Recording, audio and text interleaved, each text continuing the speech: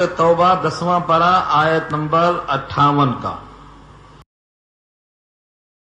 और सुस्ती में रह गए और उनमें से बात कसमें खाते रहे कि वो तुम्हारे ही में से एक फर्द हैं, हालांकि वो ऐसे हैं कि सिर्फ डर की बिना पर साथ देते हैं। हकीकत में उनको कोई ठिकाना, कोई पनाहगाह, कोई गार, कोई ऐसा मकाम मिल गया जहां उनको सर घुसा सके तो उन्हीं के होके रह जाते। उन्हीं के अहवाल यहां बयान हो रहे हैं। वमिनहुम मन यल्मिजुका फी सदक़ात से, और उन्हीं में से एक मुनाफिक का हाल बयान हो रहा है। माल आया था ग़ज़वा बहरैन से, बाज़ ने कहा बहरैन से माल आया था और बाज़ ने कहा हुनैन से माल आया था।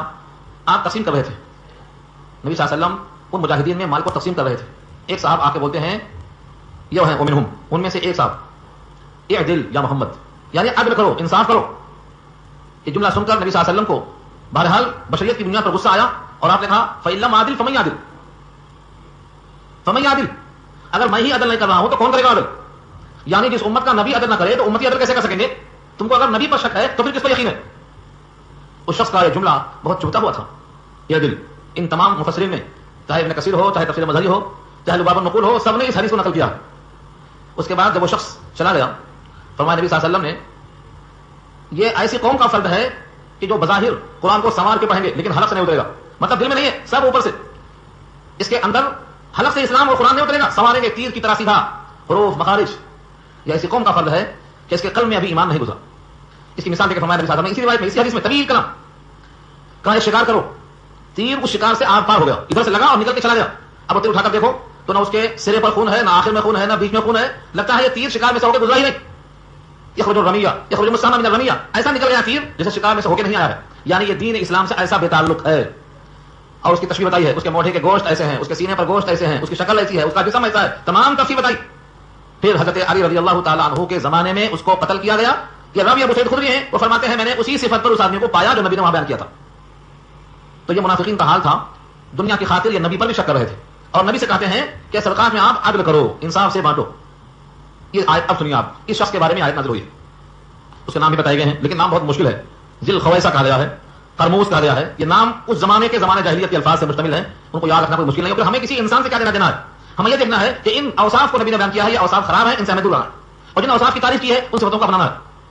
वमिनहुम मन यल्मिजुका फी सदक़ात, सदक़ात के बारे में जो आप पर तंज करते हैं। वमिनहुम, और उन्हीं में से बाज वो लोग हैं, यल्मिजुका, यल्मिजुका के माने आप पर तंज करते हैं, ताना ज़नी करते हैं। इससे पहले लफ्ज़ आ चुका है छोटी सूरतों में, आपने पढ़ा होगा वैलुल लिकुल्ली हुमज़तिल लुमज़ा। ये लुमज़ा क्या है? यही यल्मिजुका है। तो लम्ज़, लमज़ा के माने सामने तंज करना और हमज़ा के माने पीछे से गिबत करना। वैलुल लिकुल्ली हुमज़तिल लुमज़ा, हुमज़ा पीछे और लुमज़ा सामने, तंज करना। एक है रू दर रू तंज करना, एक जहां मौका मिला गया में तंज करना, दोनों के वास्ते वैल है। यहां वही लफ्ज़ रखा अल्लाह ने। और हुमज़ा जिस तरह से हुमज़ा में इस्तेमाल हुआ है ऐसे ही लुमज़ा इस्तेमाल हुआ है। यहां पर लम्ज़ उसी आया, हम्माज मुबालगा से बना उसी से, हम्माज मशाइन बिनमीम मन्नाइल लिल खैर मुअतदिन असीम। तो ये क्या है? हम्माज, चुगलखोरी करने वाला, पीछे पीछे बयान करने वाला।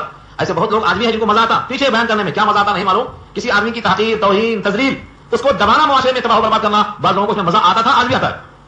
ये तंज करने वाले जब नबी को नहीं छोड़ रहे हैं तो फिर किसको छोड़ेंगे? इन आयतों को पढ़कर यकीन मानो बड़ा करार आता है। जब मुनाफिक, जिसको आखिरत पर यकीन नहीं, जिसको हिसाब नहीं का तसव्वुर नहीं, जिसे लम्ज़ और हमज़ यानी उसकी ग़ीबत और चोरी की खराबियों का एहसास नहीं, अगर वो नबी पर तंज कर सकता है तो नायबीन नबी पर, उलमा पर अगर तंज करता है तो क्या गम है? उन्होंने सहा है, हम भी सहेंगे, सारी कायनात सहेगी। लेकिन ज़ब्त का आलम यह है, फमन यादिल इल्लम आदिल फमन यादिल, अगर मैं ही नहीं अदल करता हूं तो अदल कौन करेगा? यानी तुम नबी पर शक करते हो, यकीन किस पर करोगे? और जिस कौम का नबी अदल नहीं करेगा उम्मती अदल कैसे कर सकेगा? ये कहकर उसकी बात का फरमाया। तो अल्लाह फरमाते हैं उनमें से बात वो लोग हैं जो सदक़ात में आप पर तंज करते हैं। तंज एक शक्ल तो ये है तंज करने की, इंसाफ करो। और ये तंज की शक्ल और है, वो इंशाअल्लाह इसी सूरत में जब 11वां पारा शुरू होगा, जब आएगा, इशारा कर देता हूं, तफसील वहां आएगी। एक सहाबी बहुत गरीब, मजदूरी करते थे, दिन भर मजदूरी करने के बाद कुछ गल्ला मिला, 3.5 सेर जौ, एक मुद होता है गल्ला। उन्होंने कहा सदक़ात की फजीलत आई है, मैं भी कुछ ना कुछ नबी की जनाब में देना है। उसमें से कुछ हिस्सा घर में दे दिया खाने के लिए और कुछ हिस्सा जौ का लेकर हाजिर हो गए, ये मेरी कमाई है। उसको देखकर मुनाफिकों ने कहा, इनको देखो जौ लेकर हाजिर हुए हैं, इनके जौ की अल्लाह के पास क्या जरूरत है? इनके जौ की अल्लाह के पास क्या हाजत है? उनकी गुर्बत का मजाक उड़ाया, उनकी उस कमियत का जो मिकदार लेकर आए उसका मजाक उड़ाया। लेकिन ये वाक़या इंशाअल्लाह आप सुनेंगे इसी सूरत में, जब पारा 11वां शुरू हुआ। अल्लाह के नबी ने कैसा दिलजोई फरमाया, नबी रहमत ने कैसा एहसास फरमाया। फरमाया कि इनके जौ को ले लो और लेने के बाद जितने सदक़ात के माल आए हैं थोड़ा थोड़ा सब पे रखो, क्योंकि जिस खुलूस से इसने हाजिर किया है अल्लाह की जनाब में, इस खुलूस की बरकत से सबके सदक़ात कबूल हो जाएंगे। अल्लाह के नबी ने उसकी दिलजोई का एहसान फरमाया। तो कमियत और मिकदार को मुनाफिकीन देखते हैं और अल्लाह और अल्लाह के रसूल उसकी कैफियत पर निगाह रखते हैं कि किस खुलूस से लाया, किस मोहब्बत से लाया। इसी वास्ते कहा गया है, अगर तुम में से कोई शख्स उहद का पहाड़ सोना बनाकर खैरात कर दे तो सहाबा के हाथों से एक मुद्द जौ जो खैरात हुए हैं उनके बराबर नहीं पहुंचेगा, उस खुलूस की बुनियाद पर, उस मोहब्बत की बुनियाद पर। तो तंज की शक्ल ये भी थी, इंशाअल्लाह आगे आ रही है। الفاظ دیکھیے ومنهم من يلمزك في الصدقات، اور ان میں سے بعض وہ لوگ ہیں جو اے نبی آپ پر طنز کرتے ہیں صدقات کے بارے میں. صدقات کی تھوڑا تشریح سن لیجیے کہ صدقہ کسے کہتے ہیں. صدقات جمع ہے، کبھی بھی آخر میں جو الف تے آتا ہے یہ جمع کی علامت ہوتا ہے مؤنث کے لیے. صدقہ صدقات اس کی جمع الف تے کے ساتھ جمع آتی ہے مؤنث. صدقہ پورے قرآن کریم میں جب استعمال کیا جائے، قرطبی کی رائے ہے، امام قرطبی تفسیر قرطبی بہت طویل ہے، تفسیر کا نام ہے، وہ فرماتے ہیں کہ پورے قرآن کریم میں جہاں صدقات کا لفظ آئے اس سے مراد فرض زکات ہوتی ہے. فرض زکات جب تک کہ کوئی نفل کا قرینہ موجود نہ ہو. نفل کا کوئی قرینہ موجود ہے تو نفل مانیں گے، ورنہ صدقہ سے مراد فرض زکات ہی ہوتی ہے. ہمارے اردو محاورے میں صدقہ سمجھتے ہیں نفل کو، اور زکات کے معنی فرض سمجھتے ہیں. حالانکہ زکات اور صدقہ دونوں ایک ہی چیز ہے، اس سے فرض ہی مراد ہوتا ہے. زکات کہنے کی وجہ یہ ہے کہ بقیہ مال اس کی بنا پر پاک ہو جاتا ہے، اور صدقہ کہنے کی وجہ یہ ہے صدقہ دینے والا اپنے قول اور عمل سے تصدیق کرتا ہے کہ جو میں مومن ہونے کا اقرار اور دعویٰ کرتا ہوں یہ مال دے کر میں اپنے اس قول کی تصدیق کرتا ہوں. تو تصدیق کرنے والا وہ مال بنتا ہے، ذریعہ بنتا ہے اس کے صدق پر دلیل کا، اس کا نام صدقہ پڑ گیا. تو صدقہ ہو یا زکات جب واجب ہے فرض ہے تو اس کو صدقات کہیں گے. یہ صرف مومن سے لیا جائے گا، مومن پر خرچ ہوگا، مثال آگے آ رہا ہے.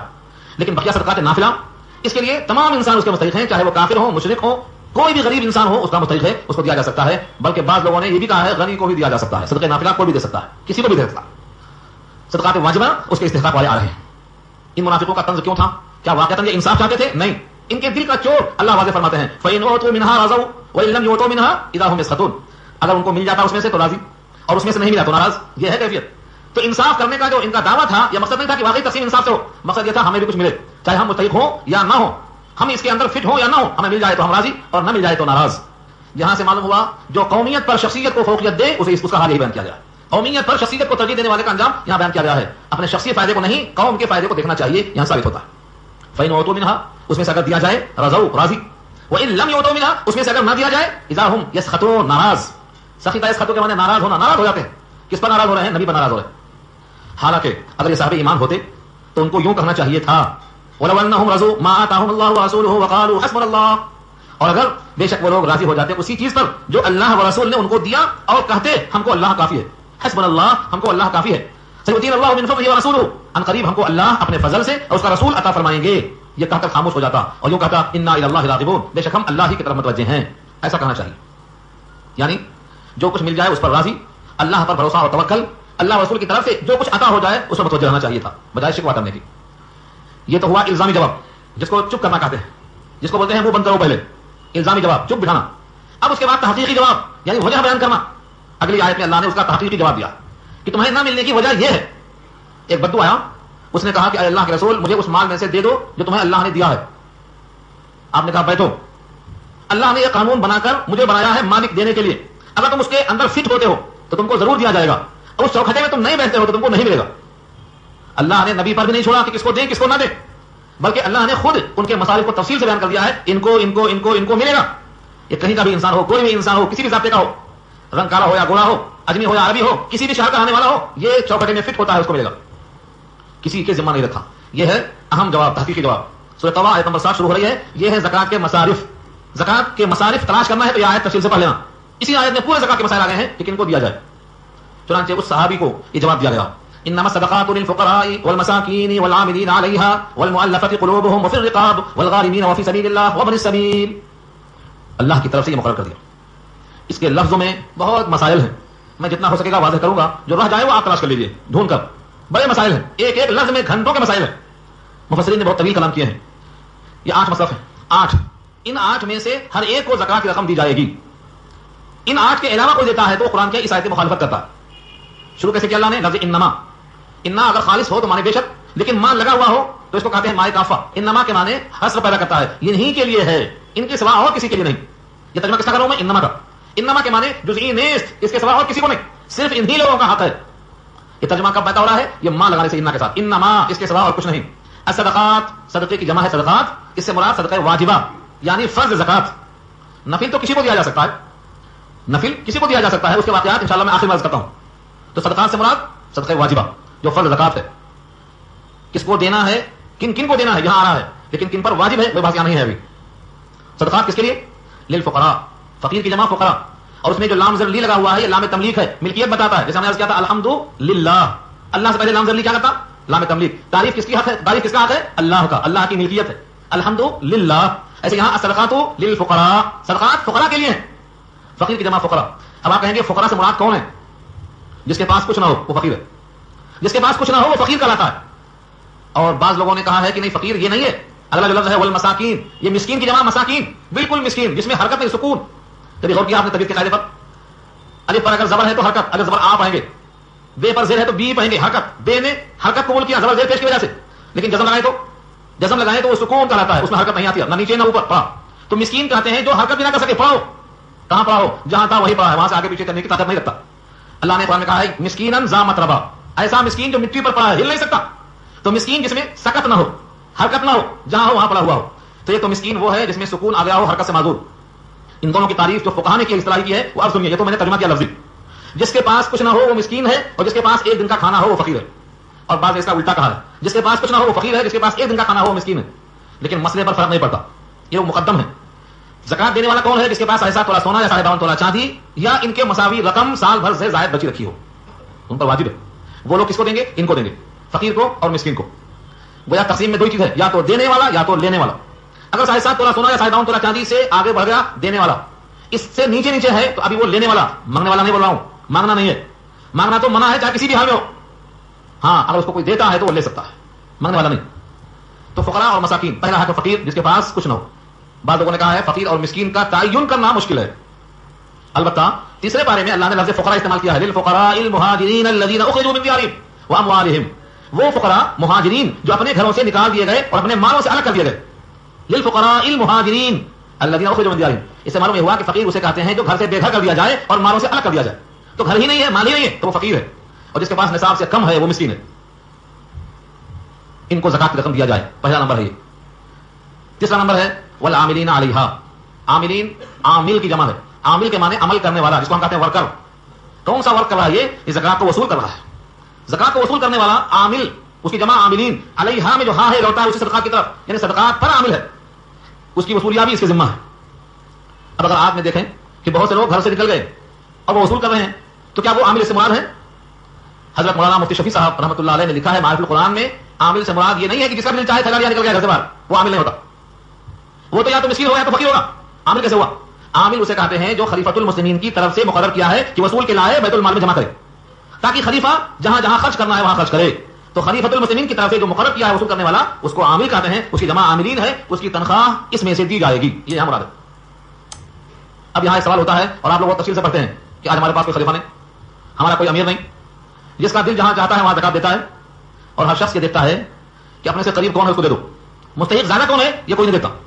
استحقاق زیادہ دے کر آج زکات نہیں دی جا رہی ہے، آج قربت دیکھ کر زکات دی جا رہی ہے. حالانکہ اللہ نے قربت کا ذکر ابھی بعد میں کیا ہے، آگے آ رہا ہے ابھی. سب سے پہلے دیکھنا یہ ہے کہ زیادہ مستحق کون ہے.